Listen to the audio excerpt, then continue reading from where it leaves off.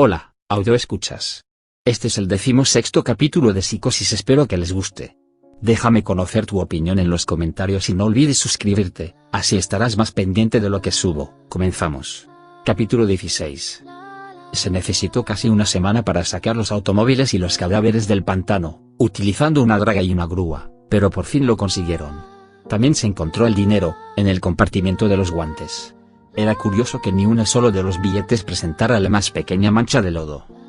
Casi al mismo tiempo que las cuadrillas de obreros acababan su trabajo en el pantano, los asaltantes del banco de Fulton fueron recapturados en Oklahoma, pero esa noticia mereció menos de media columna en el Weekly Herald de Fire Valley, cuya primera página estaba dedicada por entero al caso Bates.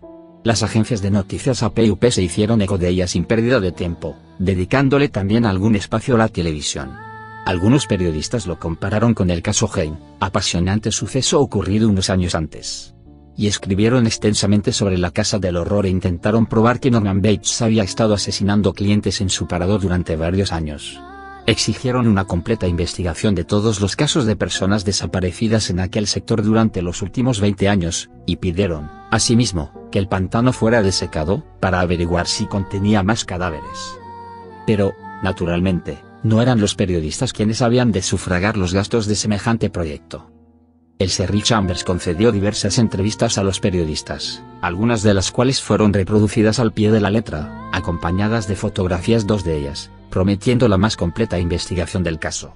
El fiscal del distrito exigía un rápido juicio, las elecciones debían celebrarse en octubre, y no hizo nada para contradecir los rumores orales y escritos que acusaban a Norman Bates de canibalismo, satanismo, incesto y necrofilia. En realidad, ni siquiera había interrogado a Bates, temporalmente sometido a observación en el hospital del estado. Tampoco habían hablado con él los propaladores de rumores, aunque eso no les impidía murmurar. Y aún no había transcurrido una semana cuando ya toda la población de Fire Valley, para no mencionar el resto del condado, parecía haber conocido íntima y personalmente a Norman Bates. Algunos habían ido a la escuela con él, cuando era muchacho, e incluso entonces habían observado algo raro en su modo de comportarse. No faltaban quienes recordaran a su madre y a Joe Considine, e intentaran demostrar que sabían que había algo sospechoso cuando se dijo que se habían suicidado de aquella manera, pero las murmuraciones de sucesos acaecidos 20 años antes resultaban rancias en comparación con las recientes revelaciones. Naturalmente, el parador estaba cerrado, lo cual era una lástima, pues eran muchos los que hubieran deseado visitarlo. Y no es arriesgado suponer que un importante tanto por ciento de esos morbosos curiosos hubiera tomado gustosamente habitación en él. Pero los agentes de la policía estatal cerraban el paso a cuantos pretendían acercarse al edificio. Incluso Bob Summerfield pudo informar a Sam de un notable incremento en las ventas en la ferretería. Todos querían hablar con Sam, pero este pasó parte de la siguiente semana en Fort Worth, con Lila, y luego visitó el hospital del estado, donde 3 psiquiatras examinaban a Norman Bates. Solo al cabo de unos 10 días pudo obtener por fin el diagnóstico definitivo formulado por el Dr. Nicholas Steiner, quien estaba oficialmente encargado de la observación médica. Y Sam transmitió los resultados de su entrevista con el médico a Lila, cuando llegó a Fort Worth el fin de semana. Al principio, se mostraba reacio a hacerlo, pero ella insistió en conocer todos los detalles. Probablemente, jamás sabremos lo que sucedió, dijo Sam. Y en cuanto a lo que impelió a Bates, el propio Dr. Steiner me comunicó que solo podía hacer suposiciones más o menos fundadas. A pesar de que sometieron a Bates a un fuerte tratamiento sedante, no pudieron conseguir que hablara mucho. Parece que estos últimos días es víctima de una fuerte confusión mental. El Dr. Steiner dijo muchas cosas sobre fugas, catexia y trauma, pero no le comprendí muy bien. En su opinión, todo empezó hace muchos años, durante la niñez de Bates, muchos antes de la muerte de su madre. Él y su madre estaban muy unidos y, al parecer, ella le dominaba. El Dr. Steiner ignora si había algo más en sus relaciones, pero sospecha que Norman era travestido en secreto, desde mucho antes de la muerte de Mrs. Bates. Supongo que sabes lo que es un travestido. Lila asintió. Una persona que viste ropas del sexo opuesto, ¿verdad? Según Steiner explicó, es algo más que eso. Los travestidos no son necesariamente homosexuales, pero se identifican poderosamente con personas del otro sexo. En cierta forma, Norman quería ser como su madre, pero también quería que su madre se convirtiera en parte de él. Sam encendió un cigarrillo. Pasaré por alto lo que me ha contado de sus años escolares y de los motivos por los cuales el ejército le declaró inhábil para todo servicio. Debió ser por esos tiempos, cuando contaba unos 19 años, que su madre decidió que jamás saldría del mundo que la rodeaba. Y obrando tal vez de un modo deliberado le impidió que creciera mentalmente. Jamás sabremos hasta qué punto es responsable de aquello en lo que se ha convertido su hijo. Debió ser entonces cuando Norman se interesó por el ocultismo y otras teorías parecidas. Y fue entonces también cuando apareció Joe Considine.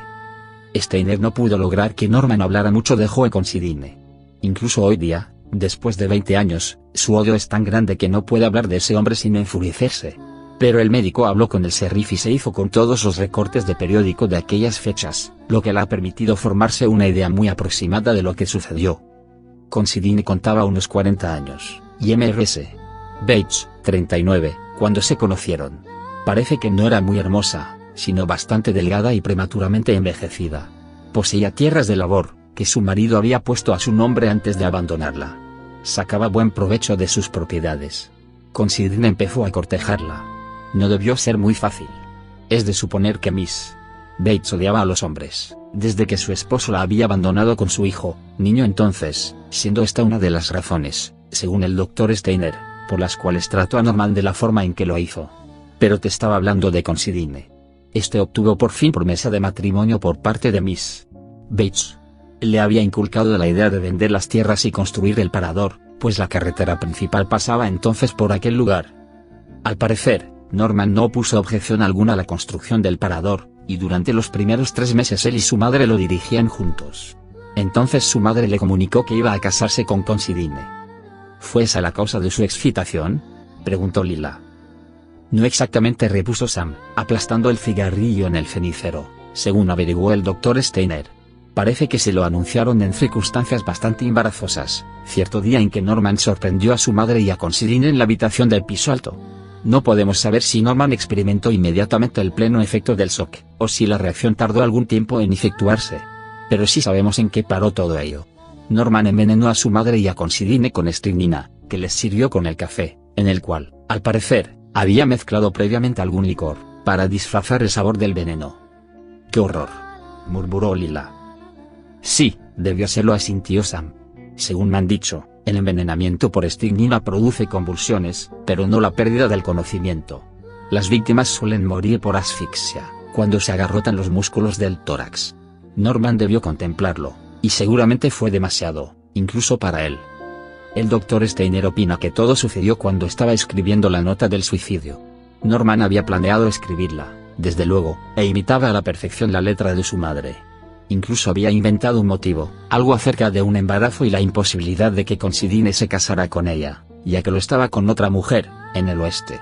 El Dr. Steiner afirma que la forma en que estaba redactada la nota era suficiente para hacer entrar en sospechas, pero nadie se dio cuenta de ello, ni de lo que le había sucedido a Norman después de escribir la nota y telefonear al sheriff. Se sabía ya entonces que el shock y la excitación le habían llevado al histerismo, pero se ignoraba el cambio operado en él mientras escribía la nota. Al parecer, no podía soportar la pérdida de su madre. Y mientras redactaba la nota, dirigida a sí mismo, cambió literalmente de mente. Y Norman, o una parte de él, se convirtió en su madre. El Dr. Steiner dice que estos casos son más frecuentes de lo que se supone, sobre todo cuando la personalidad del individuo es ya inestable, como la de Norman. Y el dolor le produjo una reacción tan fuerte, que a nadie se le ocurrió ni tan siquiera dudar del pacto de suicidio. Hacía ya tiempo que Considine y Mrs. Bates estaban enterrados cuando Norman fue dado de alta en el hospital. ¿La desenterró entonces?, preguntó Lila, frunciendo el ceño. Al parecer, era aficionado a la taxidermia, y sabía lo que tenía que hacer. Pero no comprendo, observó Lila. Si pensaba que él era su propia madre. No es tan sencillo como parece. Según Steiner, Bates poseía entonces una personalidad múltiple, con 3 facetas por lo menos. Era Norman, el niño que necesitaba a su madre y odiaba a cuanto se interpusiera entre ambos. Era Norma, la madre, cuya muerte no podía tolerar. Y el tercer aspecto podría ser llamado normal, el adulto Norman Bates que debía llevar a cabo la diaria rutina de vivir, y ocultar al mundo la existencia de las otras personalidades. No eran entes completamente distintos, claro está. Cada uno de ellos contenía elementos del otro. El Dr. Steiner lo denominó una trinidad no sancta. El adulto Norman Bates logró dominárselo bastante para ser dado de alta del hospital. Volvió al parador, y entonces acusó la reacción. Lo que más pesaba en él, como personalidad adulta, Era el conocimiento culpable de la muerte de su madre. No le bastaba con conservar intacta su habitación. Tenía que conservarla también a ella, conservarla físicamente, para que la ilusión de su presencia viva sofocara los sentimientos de culpabilidad. Por eso la sacó de la tumba y le dio nueva vida. La acostaba por la noche, y de día la vestía y la llevaba por la casa. Naturalmente, ocultaba todo esto a los extraños. Arbogast debió ver la figura colocada junto a la ventana del piso alto, pero no tenemos pruebas de que la viera nadie más en el transcurso de los años. Entonces el horror no estaba en la casa, murmuró Lila, sino en su mente. Steiner dice que las relaciones entre Norman y el cadáver de su madre eran como las que existen entre el ventrílocuo y su muñeco. Ella y Norman, niño, debieron de conversar corrientemente. Y es probable que el adulto Norman Bates racionalizara la situación. Podía fingir cordura, pero ¿quién puede decir cuánto sabía en realidad? Sentía interés por el ocultismo y la metafísica, y probablemente creía en el espiritismo tanto como en los poderes conservadores de la taxidermia. Además, no podía rechazar ni destruir las otras partes de su personalidad sin rechazarse y destruirse a sí mismo. Vivía 3 vidas a la vez. Y entonces llegó Mary, murmuró Lila. Sucedió algo y él la mató. Su madre la mató, repuso Sam. Fue Norma quien mató a tu hermana. Ignoramos cuál fue la verdadera situación, pero el Dr. Steiner afirma que cuando se producía una crisis, Norma se convertía en la personalidad dominante. Bates empezaba a beber, y entonces sufrió una fuga mientras su madre se imponía. Naturalmente, durante esas fugas se vestía con ropas femeninas. Después ocultaba la imagen de su madre, porque en su mente era ella el verdadero criminal, y debía ser protegida. Entonces el Dr. Steiner debe estar seguro de la locura de Norman Bates. Me dijo que era un psicópata. Recomendará que Bates sea internado en el hospital del estado, probablemente para el resto de su vida. ¿No habrá juicio? Eso quería decirte. No habrá juicio. Sam suspiró. Lo siento. Supongo que tus sentimientos. Me alegro de ello, le interrumpió Lila lentamente. Es mejor así. Es curioso cómo suceden las cosas en la vida real.